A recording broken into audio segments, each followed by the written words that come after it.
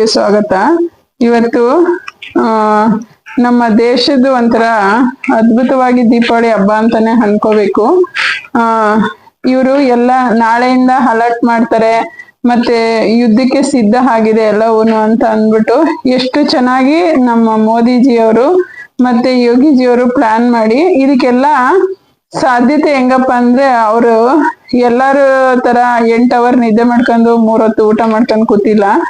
ಯೋಗಿಜಿ ಅವರಾಗಿರ್ಬೋದು, ಮೋದಿಜಿ ಅವರಾಗಿರ್ಬೋದು, ಇವರ ಜ್ಞಾನನೇ ಇವ್ರಿಗೆ ಇದಕ್ಕೆಲ್ಲದಕ್ಕೂ ಸಪೋರ್ಟಿವ್ ಆಗಿ ಇರೋದಕ್ಕೆ ಕಾರಣ. ಅವರು ಎಷ್ಟು ಚೆನ್ನಾಗಿ ನಾಳೆ 4 ಗಂಟೆಗೆ ಸೈರನ್ ಆಗುತ್ತೆ, ಮತ್ತೆ ಎಲ್ಲಾ ಸಿದ್ಧತೆ ಅಂತೂ ಅದೇ ತರ ಹೇಳಿದ್ದಾರೆ. ಇವತ್ತಿಂದ 7 ಗಂಟೆಗೆ ಸೈರನ್ ಮಾಡ್ತಾರಂತೆ, ಅದು ಸಿದ್ಧತೆಗಷ್ಟೇ, ಯುದ್ಧ ಏನು ಇಲ್ಲೆಲ್ಲ ಏನು ಆಗೋದಿಲ್ಲ. ಹಂಗಂತ ಯಾರೂನು ಎದುರ್ಲೂಬಾರ್ದು, ಆಮೇಲೆ ಬೇಜವಾಬ್ದಾರಿತನವಾಗೂ ಇರಬಾರ್ದು. ಅವ್ರು ಹೇಳಿರೋದನ್ನ ಸ್ವಲ್ಪ ಅಳವಡಿಸ್ಕೊಂಡು ಇದ್ರೆ ಒಳ್ಳೇದು. ಸ್ವಲ್ಪ ವಿದ್ಯಾರ್ಥಿಗಳಿಗೆ ಅಂತವ್ರಿಗೆಲ್ಲದ್ರವರ್ಗು ಸ್ವಲ್ಪ ಟ್ರೈನ್ ಆಗ್ಲಿ ಅನ್ನೋದಕ್ಕೋಸ್ಕರ ಅವ್ರು 7 ಗಂಟೆಗೆ ಸೈರನ್ ಇದು ಮಾಡ್ತಾರಂತೆ.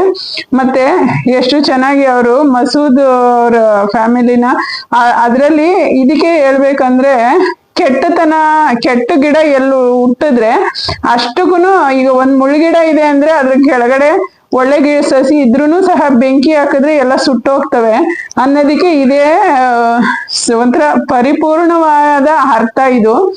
ಮಸೂದ್ ಅವ್ರ ಫ್ಯಾಮಿಲಿನಲ್ಲಿ 14 ಜನ ಇದ್ರಂತೆ. ಅವರ ಸಹೋದರರಾಗಿರ್ಬೋದು, ಸಹೋದರಿ ಆಗ್ಬೋದು, ಮಕ್ಕಳು, ಫ್ಯಾಮಿಲಿ ಹಿಂಗೆ ಬರುತ್ತೆ. ಅದು 14 ಜನ ಅಂದ್ರೆ ಅವ್ರ ಸಂಸಾರ ಪರಿವಾರ ಪೂರ್ತಿ ಬರುತ್ತೆ. ಇವಾಗ ಅವ್ರೊಬ್ರಿಂದ ಈಗ ಅವ್ರ ಮಕ್ಕಳುನು ಅದೇ ತರ ದುಷ್ಟ ಬುದ್ಧಿನೇ ಕಲ್ತಿರ್ತಾರೆ. ಅವರು ಉಗ್ರಗಾಮಿಗಳಾದ್ಮೇಲೆ ಅವ್ರ ಮಕ್ಳಿಗೂನು ಅದೇ ಬುದ್ಧಿನ ಕಲ್ಸಿರ್ತಾರೆ.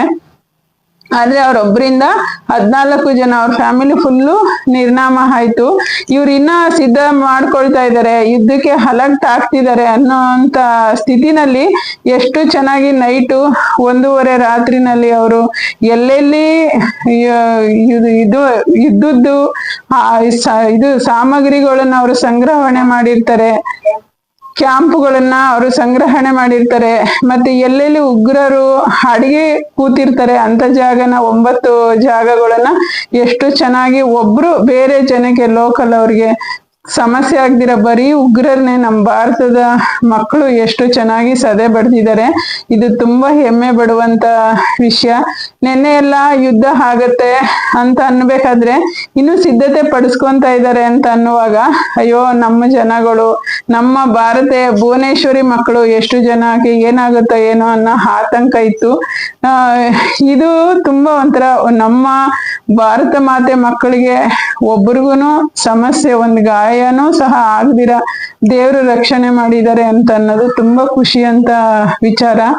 ಆಮೇಲೆ ಆ ಫ್ಯಾಮಿಲಿ ಇಲ್ಲಿ ನಮ್ಮ ಭಾರತದಿಂದ ಹೋಗಿದಾರಲ್ಲ, ಅವ್ರ ಫ್ಯಾಮಿಲಿಗೆಲ್ಲಾನು ಸ್ವಲ್ಪ ದೇವರು ಧೈರ್ಯನ ಅವ್ರಿಗೆ ಕೊಡ್ಲಿ. ಮತ್ತೆ ಯಾರು ಹಂಗೆ ನಮ್ಮ ಸೋಲ್ಜರ್ಸು ಯಾರನ್ನು ಗುಂಡಿನ ಬಲಿಗಾಗ್ಲಿ ಉಗ್ರರ ಕೈಗಾಗ್ಲಿ ಸಿಕ್ಕದಿರ ಇರ್ಲಿ ಅಂತ ಅನ್ನುವಂತ ಬೇಡಿಕೆ ನಮ್ದು. ನನ್ಗಂತೂ ಯುದ್ಧ ಶುರುವಾದಾಗಿಂದನು ನಾನು ಈ ಜನ ಯಾರು ಏನ್ ಅನ್ಕಂತಾರೋ ಬಿಡ್ತಾರೋ ಗೊತ್ತಿಲ್ಲ, ನಾನಂತೂ ದೇವರಲ್ಲಿ ನಾನು ಅದೇ ಪ್ರಾರ್ಥನೆನ ಮಾಡ್ಕೊಳ್ತೀನಿ. ಯಾಕಂದ್ರೆ ಅವರು ಈ ತರ ಜೀವ ಭಯನ ಬಿಟ್ಟು ಹೋರಾಟ ಮಾಡೋದ್ರಿಂದ, ನಮ್ಮ ಗಡಿನ ಕಾಯೋದ್ರಿಂದ ನಾವು ನೆಮ್ಮದಿಯಾಗಿ ಹೊಟ್ಟೆ ತುಂಬಾ ಊಟ ಮಾಡಿ ಕಣ್ ತುಂಬಾ ನಿದ್ದೆ ಮಾಡ್ತಿದೀವಿ. ಅವ್ರು ಒಂಚೂರು ಮೈ ಮರೆತ್ರೆ ನಮ್ಮ ಇದೇ ಇರೋದಿಲ್ಲ. ಹಂಗಾಗಿ ನಾನು ಯಾವಾಗೂ ಅವ್ರಿಗೇನೆ ನಾನು ಮಾಡ್ತೀನಿ. ಮತ್ತೆ ಅವ್ರ ಫ್ಯಾಮಿಲಿಗೂ ಧೈರ್ಯನು ತುಂಬಿಸ್ಲಿ. ಎಲ್ಲ ನಮ್ಮ ಭಾರತ ಮಾತೆ ಮಕ್ಕಳು ರಕ್ಷಣೆಯಾಗಿ ಇದು ನಮ್ಮ ದೇಶಕ್ಕೆ ಈ ಯುದ್ಧ ಕೊನೆ ಆಗ್ಲಿ. ಮತ್ತೆ ಈ ತರ ಯಾರ ಜೀವನನು, ಅವರು ಮುಸ್ಲಿಂ ಬಾಂಧವರಾದ್ರೂ ಅಷ್ಟೇ, ಇವರಾದ್ರೂ ಅಷ್ಟೇ, ಯಾರಿಗೂ ಹಾನಿ ಆಗೋದ್ ಬೇಡ. ಮತ್ತೆ ಈ ಉಗ್ರರು ಅಲ್ಲಿ ಮಾತ್ರ ಇಲ್ಲ, ಪಾಕಿಸ್ತಾನದಲ್ಲಿ ಮಾತ್ರ ಇಲ್ಲ, ಇಲ್ಲಿನೂ ನಮ್ಮ ಕರ್ನಾಟಕದಲ್ಲಾಗಿರ್ಬೋದು, ಭಾರತದಲ್ಲಾಗಿರ್ಬೋದು, ಬೆಂಗಳೂರಲ್ಲಾಗಿರ್ಬೋದು, ಇಲ್ಲೂ ಅಡ್ಗೆ ಕೂತಿದ್ದಾರೆ. ಅವರಿಗೆ ಈಗ ಏನು ಅಲ್ಲಿ ಮಸೂದ್ ಅವರ ಸಂಸಾರ, ಒಂದು ಪರಿವಾರ ನಾಶ ಆಗಿದೆ, ಅದೇ ತರ ಖಂಡಿತ ಒಂದಲ್ಲ ಒಂದ್ ರೀತಿನಲ್ಲಿ ಯಾರು ಕೆಟ್ಟವ್ರಿಗೆ, ಈ ತರ ಉಗ್ರರಿಗೆ ಇವರು ಸಹಾಯ ಮಾಡ್ತಾ ಇದ್ದಾರೆ, ಖಂಡಿತ ಅವ್ರ ಸಂಸಾರನು ಅದೇ ತರ, ಈಗ ಮಸೂದ್ ಅವ್ರ ಸಂಸಾರ ಹೇಗೆ ಹಾಳಾಗಿದೆ ಅದೇ ತರ ಇವ್ರದ್ದು ಆಗುತ್ತೆ. ಅವರು ಹೆಸರುನು ಅಷ್ಟೇ ಎಷ್ಟು ಚೆನ್ನಾಗಿಟ್ಟಿದ್ದಾರೆ. ಆಪರೇಷನ್ ಸಿಂಧು ಅಂದ್ರೆ ಹೆಣ್ಮಕ್ಳ ಕುಂಕುಮ. 26-27 ಜನದ ಕುಂಕುಮನ ಅಳಿಸಿದ್ರು. ಇವಾಗ 100 ಜನದ ಉಗ್ರರನ್ನ ನಮ್ಮ ಭಾರತದ ಹೆಗ್ಗಳಿಕೆಯಿಂದ ಹೇಳ್ಕೋಬೇಕು. ನಮ್ಮ ಸೋಲ್ಜರ್ಸು ಅಷ್ಟನ್ನ ಸದೆ ಬಡ್ದಿದ್ದಾರೆ. ಅವರು ಒಳ್ಳೆ ಮನಸ್ಥಿತಿನ ಇಟ್ಕೊಂಡು ಇವಾಗೂನು ಯುದ್ಧಕ್ಕೆ ಬರೋದಿಲ್ಲ ಅಂತಂದ್ರೆ ಇನ್ನೂನು ಅವ್ರಿಗೆ ಸರಿ ಹೋಗುತ್ತೆ. ಅಟ್ಲೀಸ್ಟ್ ಒಂಚೂರು ಸುಧಾರಿಸುತ್ತೆ ಪರಿಸ್ಥಿತಿ. ಇಲ್ಲಾಂದ್ರೆ ಪಾಕಿಸ್ತಾನ ಅಂತೂ ನಿರ್ಮೂಲನೇನೂ ಆಗುತ್ತೆ. ಅವ್ರು ಒಂದೇ ಒಂದು ಎಕ್ಸಾಂಪಲ್ ತಗೋಬೇಕಂದ್ರೆ ಈ ಮಸೂದು ಫೇಮಸ್ ಉಗ್ರಗಾಮಿ ಅಂತ, ಆದ್ರೆ ಅವ್ರ ಫ್ಯಾಮಿಲಿ ಫೇಮಸ್ ಆಗಿರ್ಲಿಲ್ಲ.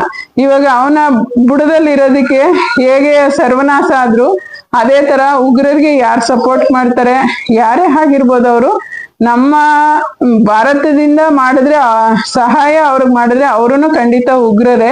ಇದು ಜಾತಿ ಬಗ್ಗೆ ಅಲ್ಲ, ಮತ್ತೆ ದೇಶದ ಬಗ್ಗೆನೂ ಅಲ್ಲ. ಯಾರಿಗೆ ಕೆಟ್ಟ ಮನಸ್ಥಿತಿ ಇದ್ದು ಯಾರು ಕೆಟ್ಟತನವಾಗಿ ಇದ್ ಮಾಡ್ತಾರೆ ಅವ್ರಿಗೆಲ್ಲರಿಗೂ ಉಗ್ರರು ಅಂತಾನೆ ಬರುತ್ತೆ ಮನಸ್ಥಿತಿ. ಅವ್ರದ್ದು ಉಗ್ರರದು ಮನಸ್ಥಿತಿನೇ ಅಂತ ಬರುತ್ತೆ.